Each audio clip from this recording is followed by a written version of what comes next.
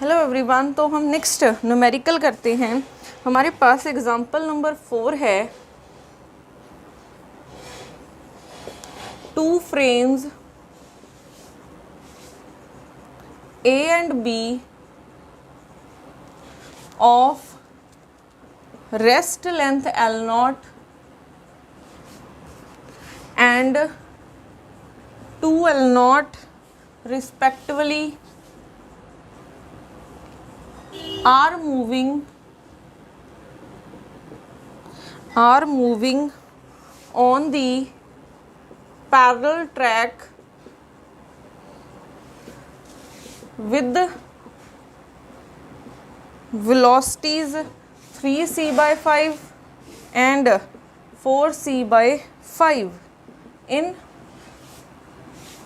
opposite direction.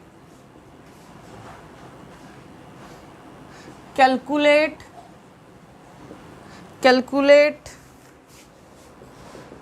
time taken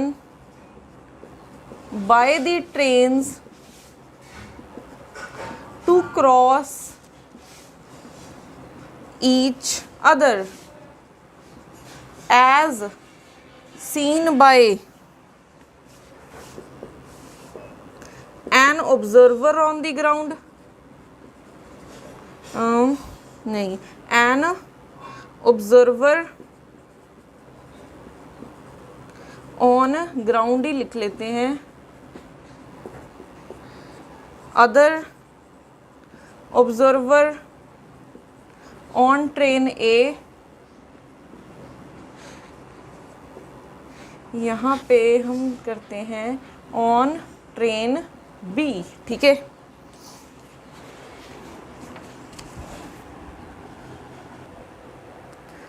तो हमारे पास question है 2 frames A and B of rest length L0 and 2L0 respectively are moving on the parallel track with velocity, ठीक है, in the opposite direction। तो आपके पास 2 frames हैं, ठीक है, जैसे ये मान लो ये A है, ठीक है, और ये आपके पास हो जाएगा B,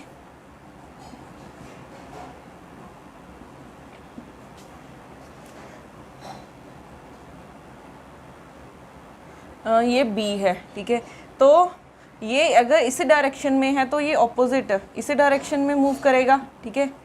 इसको मान लो A, ये है B, और इसकी वेलोसिटी कितनी गिवन है, VA की वेलोसिटी है 3c/5 और इसकी है 4c/5, ठीक है। In the opposite direction calculate the time taken by the trains to cross each other, ठीक है।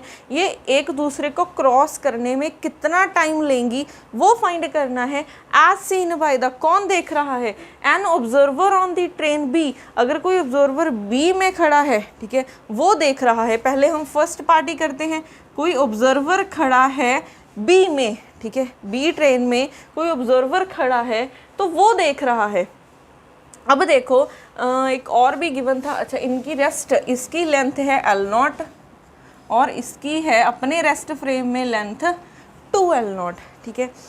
अब देखो अगर कोई ऑब्जर्वर, ये जो वेलोसिटीज गिवन है, ठीक है, ये गिवन है, कोई थर्ड क्वांटिटी कौन है, ग्राउंड हो गया है, ठीक है, ये क्या है, कोई ग्राउंड पे कोई ऑब्जर्वर खड़ा होगा, वही वेलोसिटीज गिवन है। तो यहाँ पे लगा लो कि ये with respect to third quantity क्या हो जाएंगी, ग्राउंड। अगर तो आपको मेंशन होता कि हाँ ये वेलोसिटी इसके विद रिस्पेक्ट है तो स्पेशल मेंशन करते। अगर ऐसे ही वेलोसिटीज गिवन है तो थर्ड आपको चीज़ लेके आनी पड़ेगी, अगर नहीं गिवन तो उसे ग्राउंड मान लो। तो ये वेलोसिटीज क्या है, with respect to ground given है। तो पहले हमें पता है कि टाइम किसके इक्वल होगा, ठीक है, हमें पता है वेलोसिटी क्या होती है, डिस्टेंस अपॉन टाइम, तो टाइम हो जाएगा डिस्टेंस अपॉन वेलोसिटी। तो इससे कितनी लेंथ ट्रैवल करनी पड़ेगी, ठीक है, इससे कितनी लेंथ ट्रैवल करनी पड़ेगी। तो अगर इन दोनों ने क्रॉस करना है, पहले तो इसको पहले यहाँ पे आना पड़ेगा, ठीक है, सपोज कर लो पहले तो इसे इतनी लेंथ ट्रैवल करनी पड़ेगी, ठीक है, फिर ये यहाँ पे आएगा। वैसे ना हम इसको ऐसे मान सकते हैं, पहले ये यहाँ पे है, ये ऐसे है डायग्राम, कुछ ऐसे गिवन है, ये A है, और इसकी प्रॉपर लेंथ एल नॉट है, ठीक है। ये v वेलोसिटी से उस तरफ जा रहा है, ठीक है। अगर इन दोनों ने एक दूसरे को क्रॉस करना है तो पहले इसको इतना क्रॉस करना पड़ेगा, मीन्स इसकी लेंथ क्रॉस करनी पड़ेगी एल बी, प्लस अगर इसने क्रॉस करना है इसको तो पहले ये ट्रेन यहाँ पे आ गई, ठीक है, ऐसे समझ सकते हो, पहले ये ट्रेन यहाँ पे आ गई, ठीक है। फिर अगर इसने क्रॉस करना है तो इसको अपनी लेंथ अब यहाँ से हमें इस पोजीशन पे चाहिए, ये ऐसे चाहिए, ठीक है। तो इसे अपनी लेंथ क्रॉस करनी पड़ेगी, मीन्स एल ए, ठीक है। ऐसे ही होगा। आप इसको कैसे समझ सकते हो, आप इसको ऐसा भी समझ सकते हो, पहले इतनी लेंथ कवर करनी पड़ी उसे, ठीक है, फिर उसे अब इतनी लेंथ कवर करनी पड़ेगी, फिर उसको क्या करेगा, ये कंप्लीटली क्रॉस कर सकता है। अब यहाँ पे हो जाएगा एल बी की लेंथ प्लस एल ए की लेंथ डिवाइडेड बाय वेलोसिटी, ठीक है। वेलोसिटी कौन क्रॉस करेगा, क्योंकि ऑब्जर्वर वी में है, ठीक है, तो इसके लिए कौन मूव कर रहा है, ये मूव कर रहा है, ठीक है, यही क्रॉस करके जाएगा इसको, तो इसकी वेलोसिटी लेनी है। वेलोसिटी ऑफ ए कौन देख रहा है, बी ऑब्जर्वर देख रहा है, ठीक है, क्योंकि ये तो रेस्ट पे है ऑब्जर्वर, ये ऑब्जर्वर बी में है तो ये अपने आप को तो रेस्ट में ही मानेगा, इसके लिए ये मूव कर रही है तो इसकी ही वेलोसिटी लेंगे, ठीक है। टोटल क्रॉस करने के लिए कितनी लेंथ चाहिए उसे, अब पहले इतनी लेंथ क्रॉस करेगा फिर इतनी क्रॉस करेगा, तो इसे क्या चाहिए, L A plus L B length cross करनी होगी, टोटल इतना डिस्टेंस ट्रैवल करना होगा क्रॉस करने के लिए, ठीक है। अगर आपको ये समझ में नहीं आ रहा, पहले देखो ये वाला यहाँ पे आएगा, ठीक है, ये वाली चीज़ यहाँ पे आएगी, तो अगर ये वाली चीज़ यहाँ पे आएगी तो उसे कितनी लेंथ ट्रैवल करनी पड़ेगी, पहले उसने एल ए लेंथ ट्रैवल की है, ठीक है, एल ए लेंथ ट्रैवल की है, फिर अगर इसने क्रॉस करना है तो उसको ये वाली लेंथ क्रॉस करके आगे जाना पड़ेगा, प्लस एल बी हो जाएगा, तब ये इस पोजीशन पे पहुँचेगा, ठीक है। पहले उसने इतनी लेंथ ट्रैवल की, फिर उसने इतनी लेंथ ट्रैवल की, ठीक है, तो उसे टोटल कितनी लेंथ ट्रैवल करनी पड़ रही है, एल बी प्लस एल ए।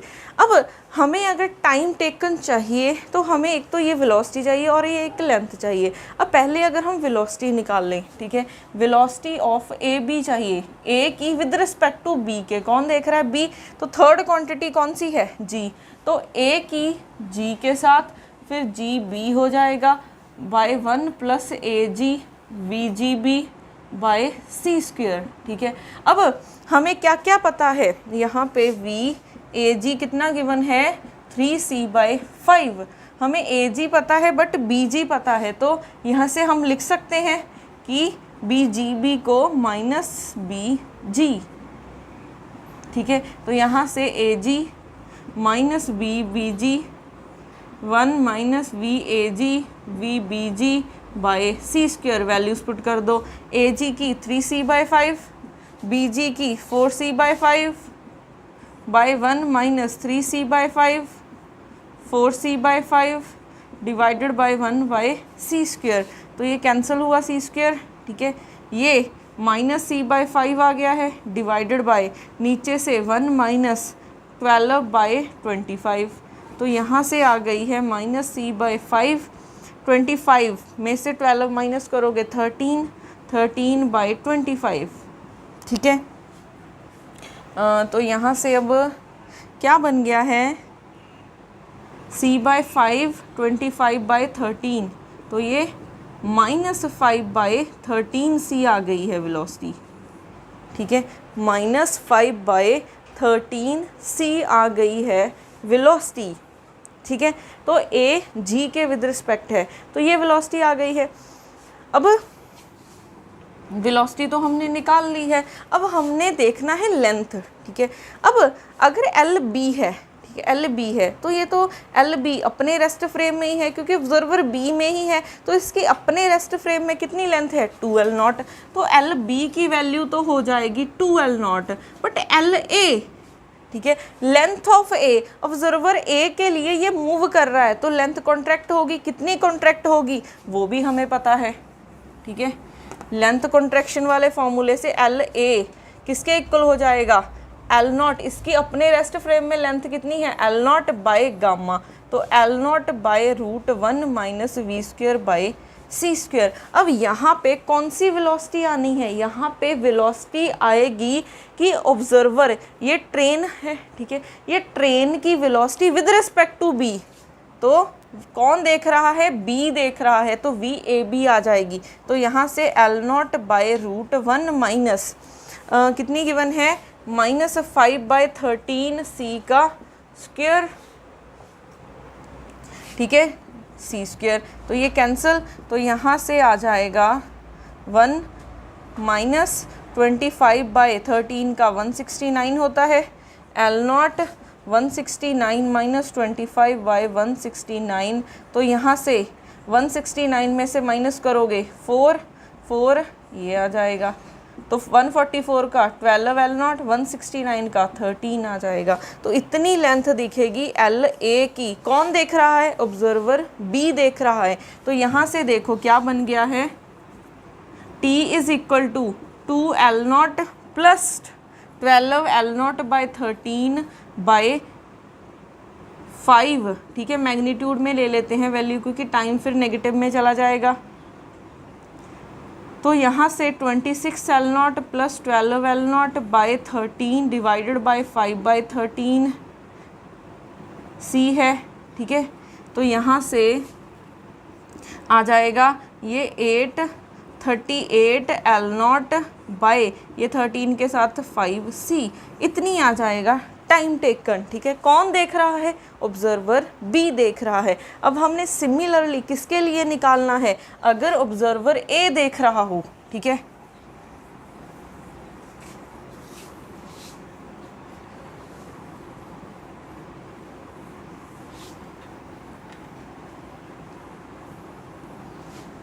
तो अगर हम यहाँ पे देखें, ऑब्जर्वर अब ए देख रहा है, ठीक है, अब ऑब्जर्वर ए ट्रेन में खड़ा है। तो अगर ए ट्रेन में खड़ा है तो ये कितनी लेंथ देखेगा, ठीक है, ये कितनी लेंथ देखेगा, तो ये लेंथ देखेगा डिस्टेंस, पहले तो क्या करना पड़ेगा, उसको इतना क्रॉस करना पड़ेगा फिर इतना, तो सेम ही बात है L A plus L B by velocity of B, क्योंकि अब जो ऑब्जर्वर है वो ए ट्रेन में है तो उसके लिए कौन मूव कर रहा है, बी ट्रेन मूव कर रही है। तो यहाँ पे वेलोसिटी किसकी होगी, velocity of v with respect to a के, ठीक है। अब अगर हम लेंथ की बात करें तो एल ए में खड़ा है ऑब्जर्वर, तो इसकी रेस्ट लेंथ कितनी है, क्योंकि इसके लिए तो ये मोशन में नहीं है, तो इसकी रेस्ट लेंथ कितनी है, L0। अब ए में ऑब्जर्वर खड़ा है, तो अगर ऑब्जर्वर ए में खड़ा है तो इसके लिए तो बी मूव कर रही है, तो अगर बी मूव कर रही है तो यहाँ पे कौन सी वेलोसिटी आएगी, ठीक है, यहाँ पे वेलोसिटी बोल रही हूँ। तो अगर ए के लिए, ऑब्जर्वर के लिए वी मूव कर रही है ट्रेन, तो इसकी लेंथ कॉन्ट्रैक्ट हो जाएगी।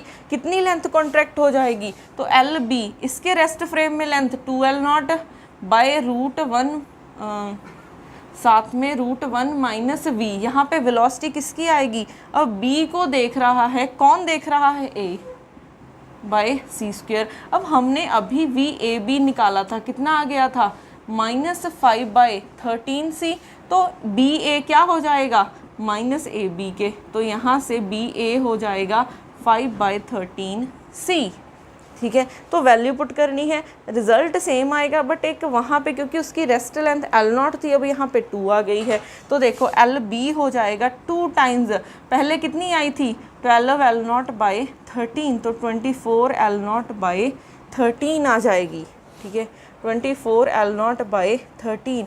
अब यहाँ पे वेलोसिटी कितनी है, 5/13C, तो यहाँ से आ गया है 13 L0 plus 24 L0/13 bye 5/13C, ठीक है।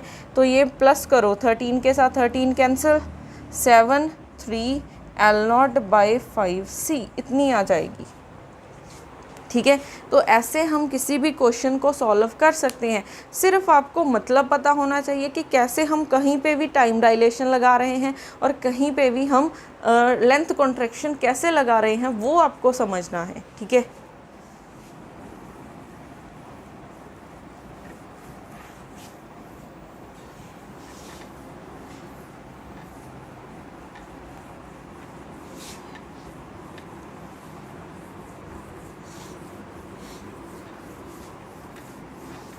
उसके बाद देखो नेक्स्ट क्वेश्चन है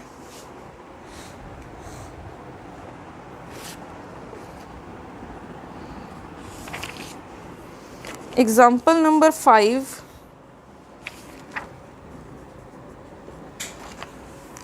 lifetime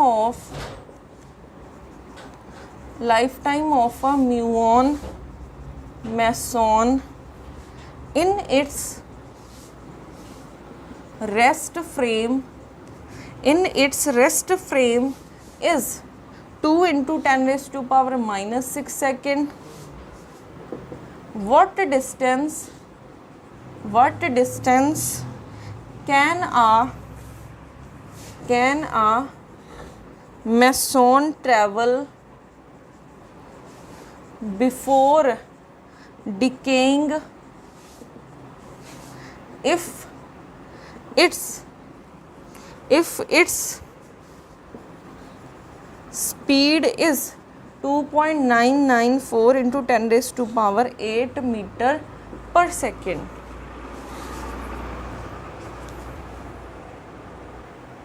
तो अब क्वेश्चन क्या है, life time of a mu meson in its rest frame, ठीक है, उसका लाइफ टाइम गिवन है, मीन्स डेल्टा टी की वैल्यू गिवन है 2 into 10 raise to power minus 6 second, delta t क्यों टी लेते हैं, ठीक है, इन इट्स रेस्ट फ्रेम, तो इसे हम टी नॉट मान लेते हैं।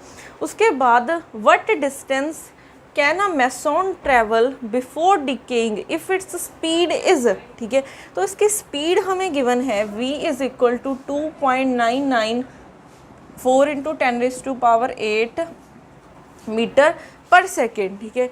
अब ऑब्जर्वर है कोई, ठीक है, तो उसके लिए तो मैसॉन मूव कर रहा है, ठीक है, अब कोई ऑब्जर्वर है उसके लिए तो मैसॉन मूव कर रहा है, तो एक यहाँ पे मैसॉन है जो मूव कर रहा है v वेलोसिटी के साथ, जो कि अगर आप देखोगे स्पीड ऑफ लाइट के कंपेरेबल है, 3 है, इसको लिख सकते हैं 3 into 10 raise to power 8 metre पर सेकेंड ही है। तो अगर ये स्पीड ऑफ लाइट से ट्रैवल कर रही है तो अगर ये देखेगा तो इसके लिए, ठीक है, अब उन्होंने वैसे फाइंड किया, क्योंकि अगर ये देखेगा तो इसके लिए जो टाइम है वो कुछ और होगा, क्योंकि टाइम मूविंग क्लॉक का टाइम क्या होता है, स्लो चलता है, मूविंग क्लॉक से रन स्लो, तो इसके लिए इसका जो टाइम है ये वाला टाइम पीरियड तो इसका अपने रेस्ट फ्रेम में है, ठीक है। कोई ऑब्जर्वर अगर देख रहा है तो इसके लिए तो मैसॉन स्पीड ऑफ लाइट से ट्रैवल कर रही है, तो इसके लिए इसका टाइम कितना होगा, ठीक है, वो फाइंड करना है। तो ये हो जाएगा t is equal to T not times gamma,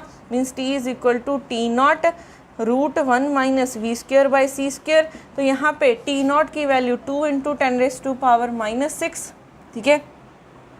यहाँ पे वेलोसिटी कितनी है, ठीक है, ये ऑब्जर्वर देख रहा है, ये इस वेलोसिटी से जा रहा है, कितनी वेलोसिटी से जा रहा है, ये हमें गिवन है 2.9994 into 10 raise to power 8 divided by C square, ठीक है। अब देखो यहाँ पे, अच्छा इसका भी स्क्वायर है,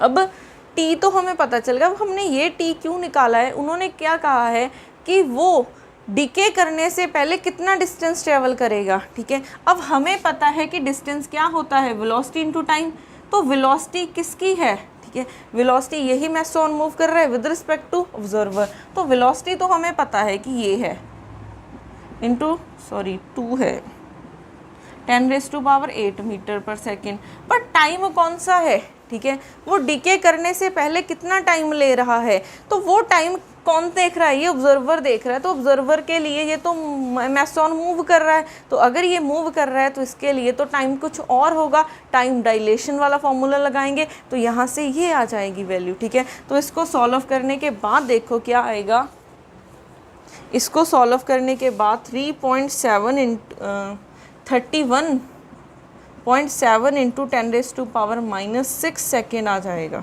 ठीक है। तो यहाँ पे वैल्यू पुट कर दो 31.7 into 10 raise to power minus 6 second, तो इसको सॉल्व करने के बाद इतना डिस्टेंस आ जाएगा, ठीक है। तो ध्यान रखना है कि अगर मैं खड़ी हूँ, मेरे लिए ये कोई चीज़ मूव कर रही है, तो उसका टाइम डायलेशन भी आपको देखनी पड़ेगी, लेंथ कॉन्ट्रैक्शन भी देखनी पड़ेगी, आप उसके रेस्ट फ्रेम वाली लेंथ यूज़ नहीं कर सकते, ठीक है। तो सिर्फ क्वेश्चन को समझना है कि इनको कैसे करने हैं।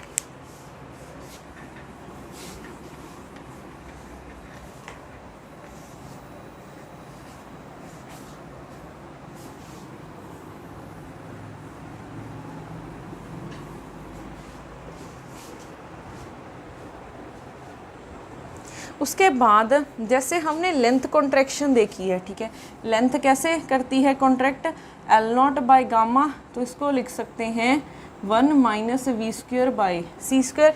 ऐसे ही सेम एरिया भी कॉन्ट्रैक्ट करता है, ठीक है। एरिया कैसे कॉन्ट्रैक्ट करेगा, a naught by into root 1 minus we square by C square. ऐसे ही वॉल्यूम भी कॉन्ट्रैक्ट करती है, ठीक है। तो जैसे लेंथ कॉन्ट्रैक्ट करती है वैसे ही एरिया और वैसे ही आपके पास वॉल्यूम चेंज हो जाएगी। अब इस पे ही एरिया और वॉल्यूम पे भी हम एक क्वेश्चन करते हैं, वहाँ से आपको क्लियर हो जाएगा।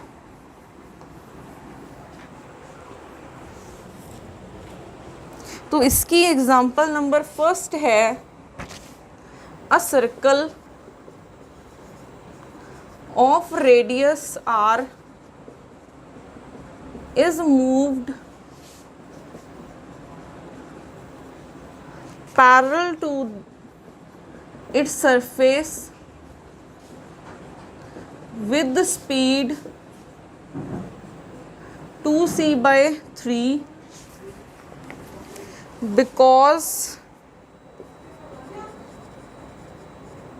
because of which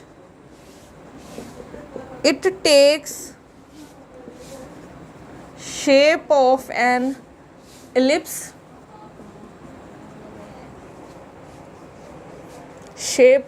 ellipse, find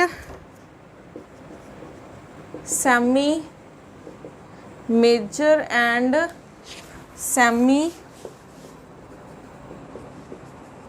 minor axis of ellipse. Also find apparent area.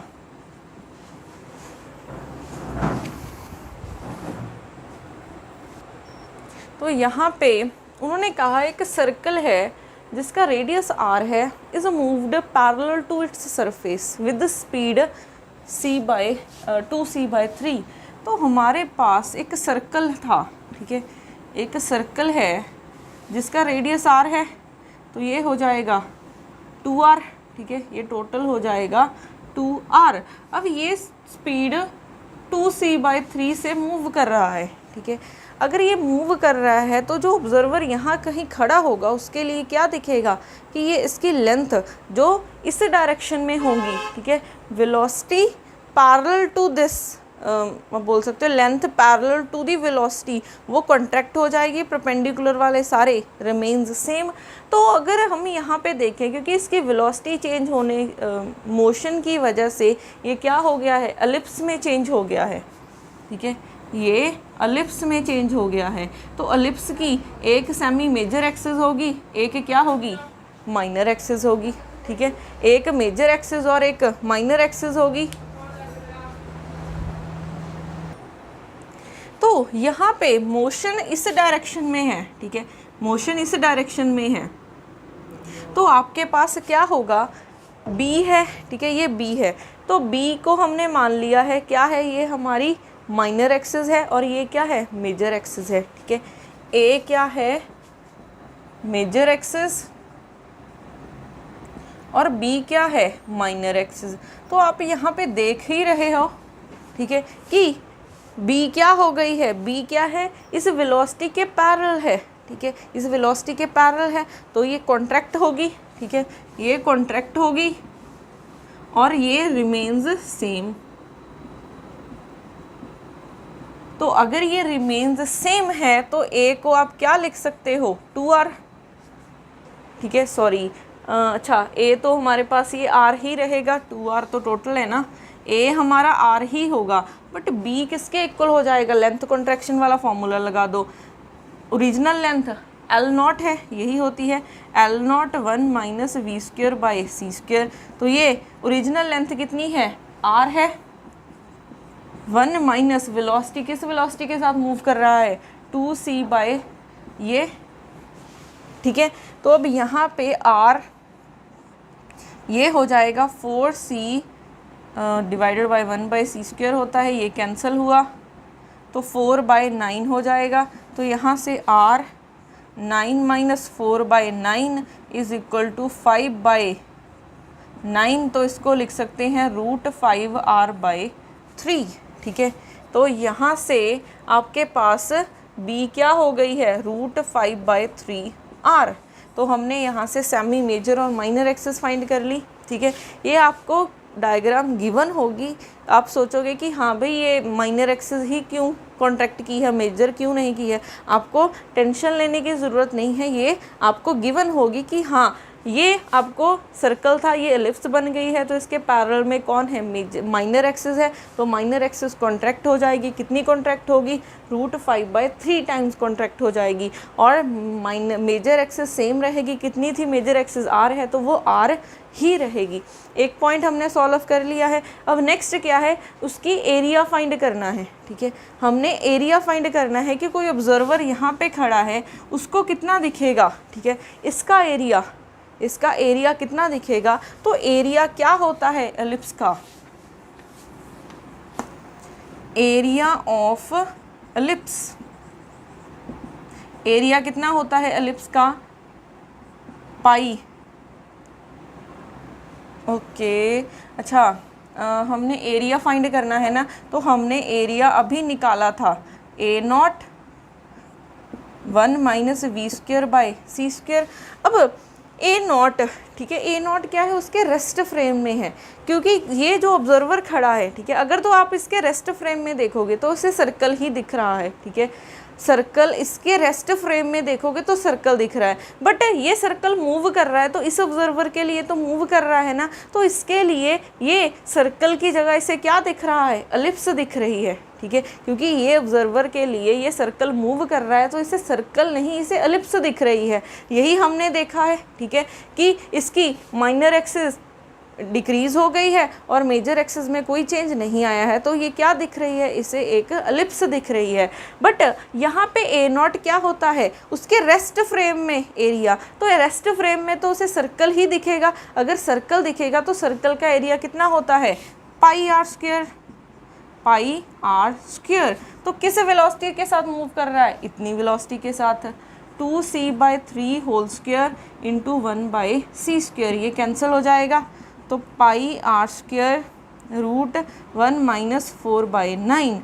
तो यहाँ से πr² √9 माइनस 4/9, तो πr² √5/9, πr² ये हो जाएगा √5/3, ठीक है। तो एरिया इतना दिखेगा उसे,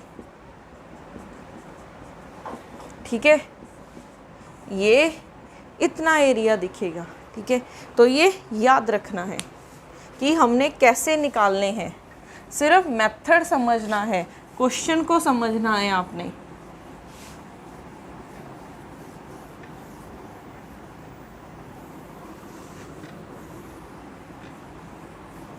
उसके बाद करते हैं next question, question number 2।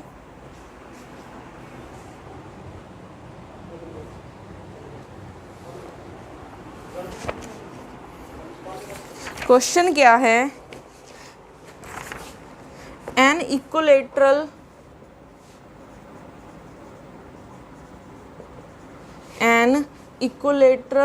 Triangle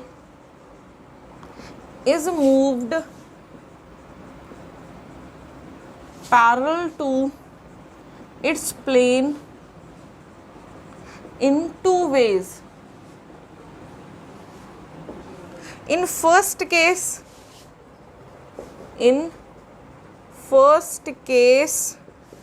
it is given a speed c/2 parallel to one of its sides, and in second case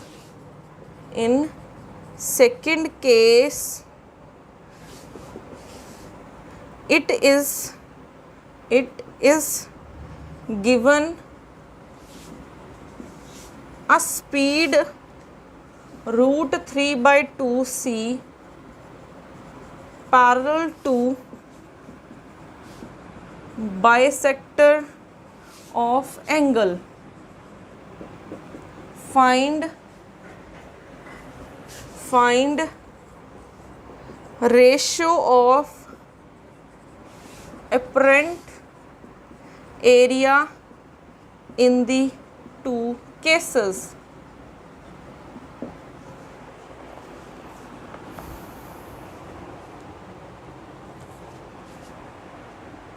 तो यहाँ पे क्या है कि इक्विलेटरल ट्रायंगल है वो मूव कर रही है टू वेज के साथ। फर्स्ट वे क्या है, अगर वो c/2 वेलोसिटी के साथ मूव कर रही है about one its parallel to one of its axis और एक parallel to bisector of angle, ठीक है। हमें दो केसेस में एरिया फाइंड करना है कि कितना एरिया का चेंज आएगा, क्योंकि ये मूव कर रही है तो मोशन में है, तो ऑब्जर्वर देखेगा कि ये मोशन में है तो एरिया भी आपके पास कॉन्ट्रैक्ट होगा। कितना कॉन्ट्रैक्ट होगा, ए डैश क्या होता है, a naught root 1 minus we square by C square.